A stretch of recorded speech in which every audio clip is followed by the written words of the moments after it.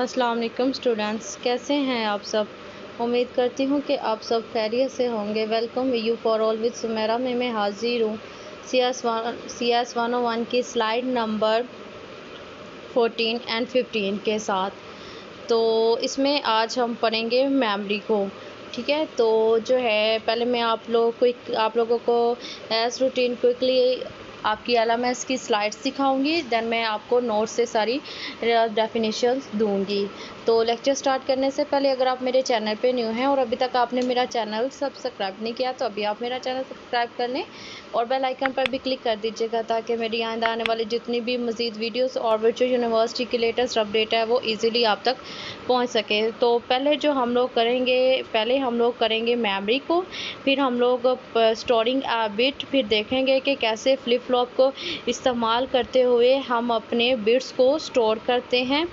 फिर उसके बाद फ्लिप फ्लॉप की करैक्टरिस्टिक्स पढ़ेंगे। फिर मेन मेमोरी को हम लोग पढ़ेंगे कि हमारी मेमोरी कैसे ऑर्गेनाइज होती है, कैसे जो है हमारी बाइट मेमोरी में ऑर्गेनाइज होती है। फिर हम लोग मेमोरी के जो है सेल, इनके एड्रेसेस को पढ़ेंगे। देन हम लोग मेन मेमोरी को पढ़ेंगे। मेन मेमोरी में हम लोग फिर डी रैम और एस रैम को पढ़ेंगे और फिर हम लोगों की समरी है।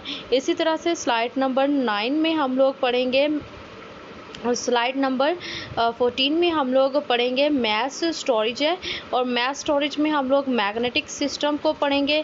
मैग्नेटिक सिस्टम पे हम लोग पढ़ेंगे नॉन वोलाटाइल है, ठीक है, इसकी टाइप्स पे हम लोग पढ़ेंगे। फिर उसके बाद हम लोग पढ़ेंगे अवेलेबल है कि हमारे पास कौन कौन सी अवेलेबल हैं, ठीक है। फिर मैग्नेटिक सिस्टम को हम लोग पढ़ेंगे और पढ़ेंगे कि कैसे मैग्नेटिक सिस्टम जो है हमारे पास काम करता है। फिर हम लोग मैग्नेटिक डिस्क को सारा डिटेल में डिस्कस करेंगे। फिर हम लोग ट्रैक्स, सेक्टर्स, सीक टाइम, ठीक है, zoned bit recording, evaluations of disk performance में हम लोग डिफरेंट टाइप्स को पढ़ेंगे और फिर इसके सीक टाइम को पढ़ेंगे, रोटेशनल डिले को पढ़ेंगे, assess time and transfer time, और देन हम लोगों की समरी है। तो चलती हूँ मैं आप लोगों को डिटेल में समझाने के लिए नोट्स की जानिब।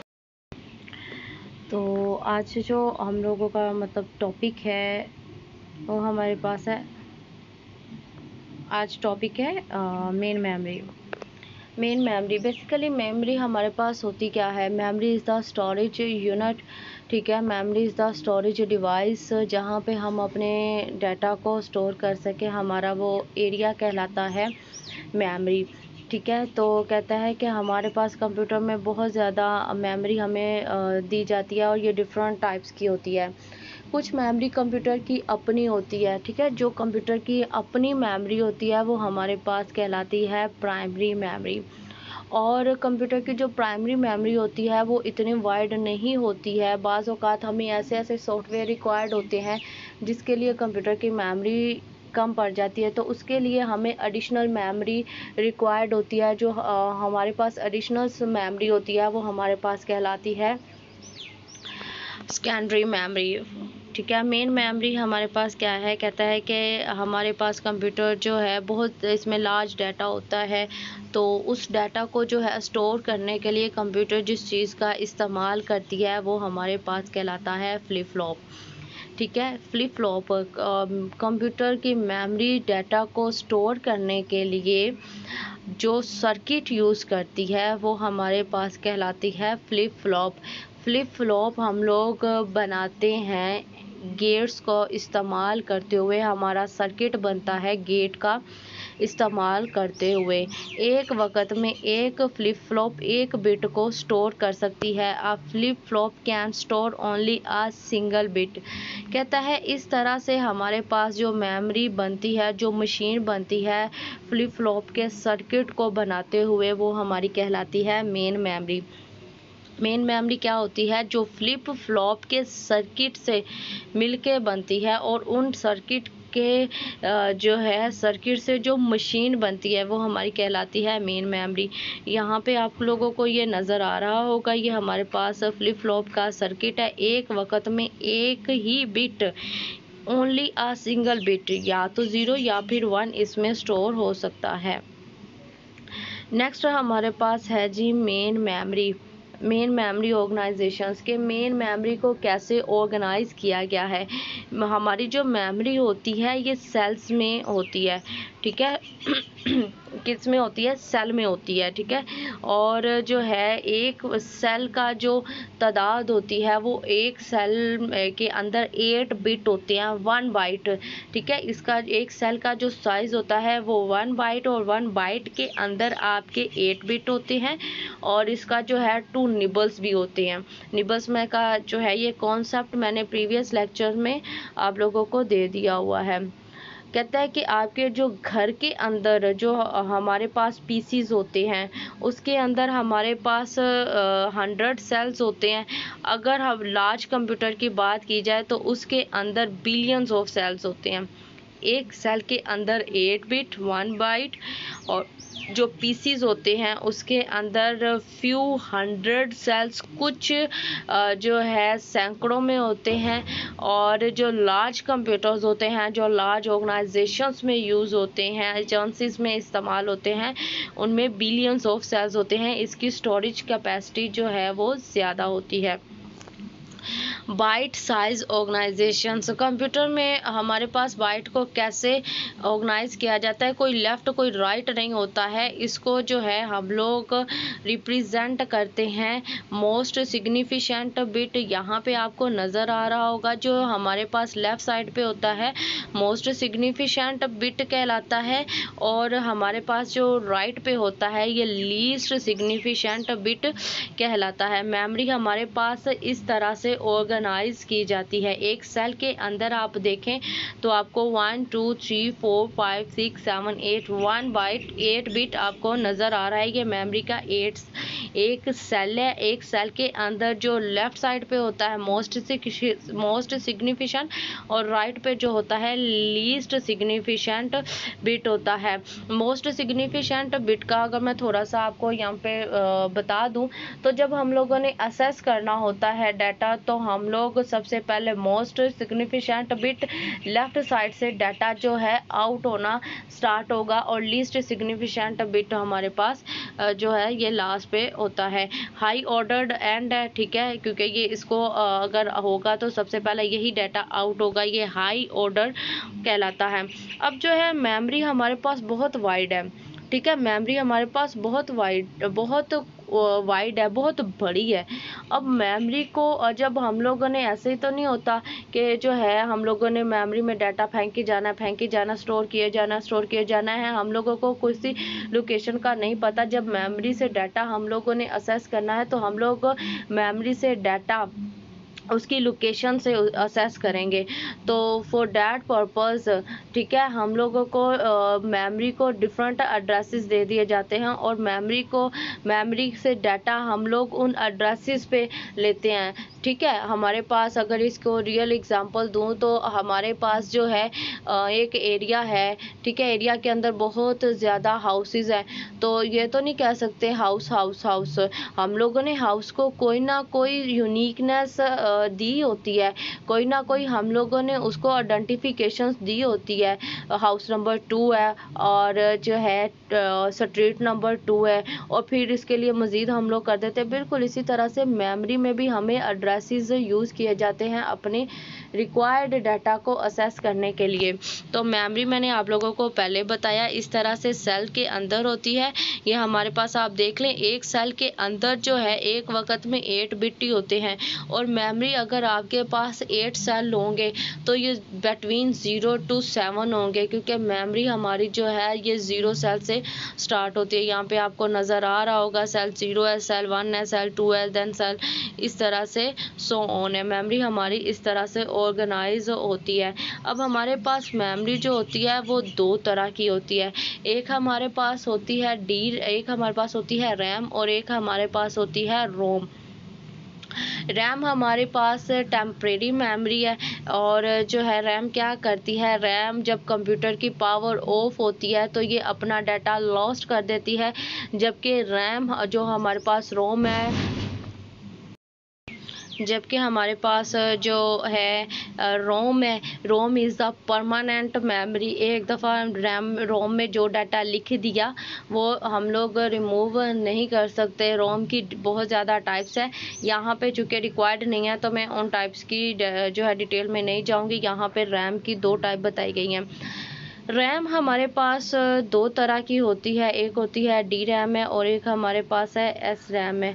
डी रैम हमारे पास होती है स्टैटिक रैम है, और अगर इसका एब्रीवेशन आ जाए तो हमारे पास होती है डायनामिक रैंडम एक्सेस मेमोरी। इसमें क्या होता है कि हमारे पास जो डी रैम होती है, डी रैम में हमें अपना डाटा मेंटेन करने के लिए इसको बहुत ज़्यादा पावर की ज़रूरत होती है, बार बार रिफ़्रेश करने की इसको ज़रूरत है। अगर आप इसको रिफ़्रेश नहीं करोगे, पावर इसको नहीं मिलती है, तो क्या होगा कि ये अपना डाटा लॉस्ट कर देती है। तो अगर आप चाहते हो कि आपका डाटा लॉस्ट ना हो, for that purpose we have to refresh it again and again. हमें बार बार इसको रिफ़्रेश करना पड़ता है, बहुत ज़्यादा पावर यूज़ करनी पड़ती है, तो ये हमें कॉस्टली पड़ती है, ठीक है। और दूसरी इसके साथ ही हमारे पास है एस डी रैम है, ठीक है। एस डी रैम हमारे पास जो है synonyms dynamic random access memory है, इसका ये एब्रीवेशंस है। इसमें कुछ एडिशनल्स टेक्निक्स को ऐड कर दिया गया है और इसके टाइम कैपेसिटी को बढ़ा दिया गया है। इसको बार बार जो है रिफ़्रेश होने की ज़रूरत नहीं पड़ती है। ये जो है लेस एक्सपेंसिव है देन डी रैम है। अच्छा जी, नेक्स्ट हमारे पास है मैस स्टोरेज। हमारे पास चूँकि जो हमारे पास होती है कंप्यूटर की मेमोरी होती है वो वोलाटाइल होती है। जो मेन मेमोरी है ये हमारे पास वोलाटाइल मेमोरी है, ठीक है। वोलाटाइल मेमोरी हमारे पास 2 तरह की ये होती है, एक होती है वोलाटाइल मेमोरी और एक होती है नॉन वोलाटाइल मेमोरी है, ठीक है। हमारे पास जो रैम है ये हमारे पास होती है नॉन वोलाटाइल मेमोरी।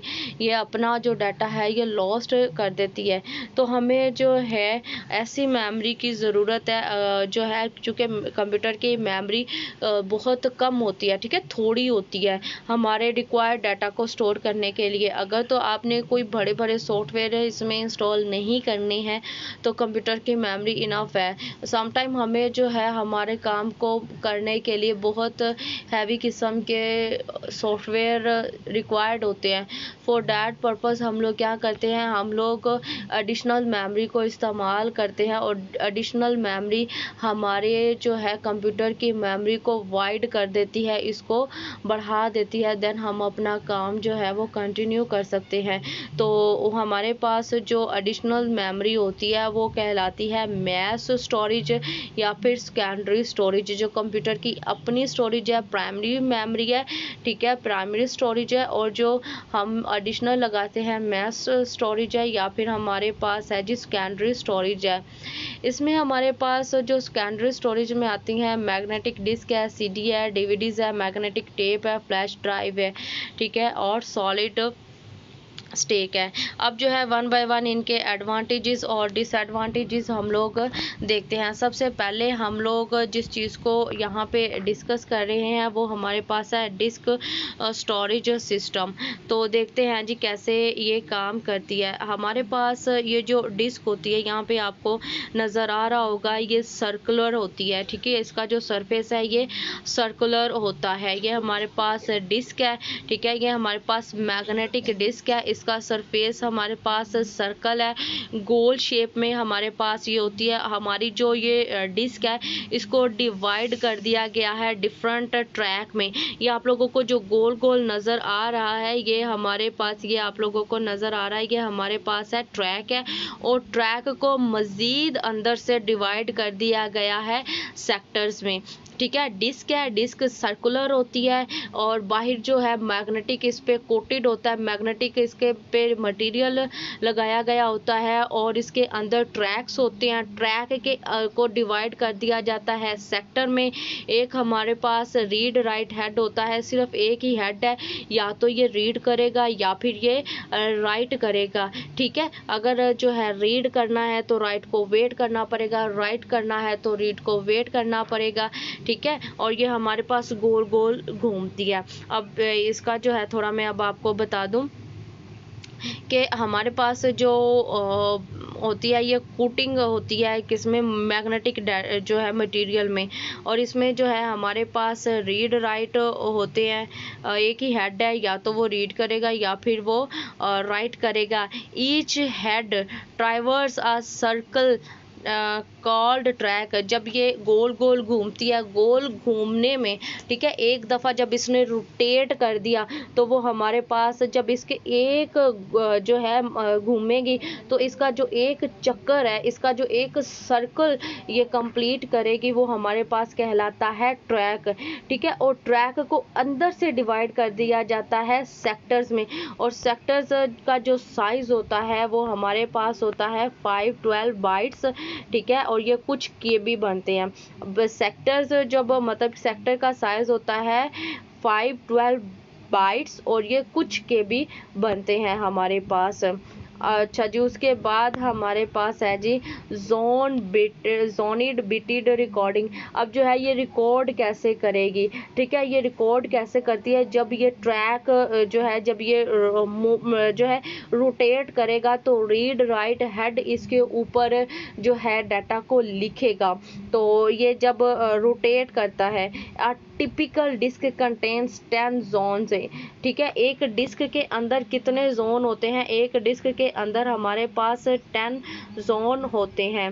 ठीक है, और नेक्स्ट हमारे पास है a track with in a zone have equal number of sector. और एक जोन के अंदर जो सेक्टर्स होते हैं उनका जो तादाद है वो सेम होती है। नेक्स्ट हमारे पास कुछ टाइम्स है, वेरी वेरी वेरी इंपॉर्टेंट है। Seek time, the time required, ठीक है, time required to move the head read write head from one track to another. एक ट्रैक से, ठीक है, एक ट्रैक को कंप्लीट करने में जो हमारा टाइम लगता है हमारे पास जो है ये कहलाता है जो है the time required to move read write head from one track to another. एक ट्रैक से दूसरे ट्रैक में जाते हुए जो टाइम लगता है वो हमारे पास कहलाता है सीक टाइम। रोटेशनल्स डिले, हेड अपना जो है काम कर रहा है और रोटेट कर रहा है, लेकिन आपने उसका काम स्टॉप करवा के किसी डिज़ायर जो है सेक्टर पे या ट्रैक पे लेके जाना है, तो जितना टाइम आपको एक उसकी रोटेशंस को वहाँ पे स्टॉप करने में और अपने रिक्वायर्ड एरिया में लेके जाने के लिए, ठीक है, अपने डिज़ायर्ड डाटा पे लेके जाने के लिए जो टाइम लगेगा वो रोटेशनल डिले कहलाता है। ठीक है, और हमारा जो आपने सीक टाइम है और रोटेशनल डिले है, इन दोनों को आपस में प्लस कर दोगे तो हमारा असेस टाइम लगेगा। और ट्रांसफ़र टाइम क्या होता है कि आपने एक डिस्क को, एक मतलब डाटा को या किसी चीज़ को, डाटा को एक जगह से दूसरी जगह ट्रांसफ़र करना है, ये हमारे पास कहलाएगा ट्रांसफ़र रेट। ठीक है, और इसमें जो है अगर आप लोगों को कोई चीज़ समझ में नहीं आ रही है, मैंने बहुत इजी वर्डिंग में आप लोगों को समझाने की कोशिश की है, लेकिन फिर भी अगर आप लोगों के माइंड में कोई क्वेश्चन है, क्या हो, comment session is on, you can ask any questions that relevant your study. Must watch, we you for all. अल्लाह हाफिज़।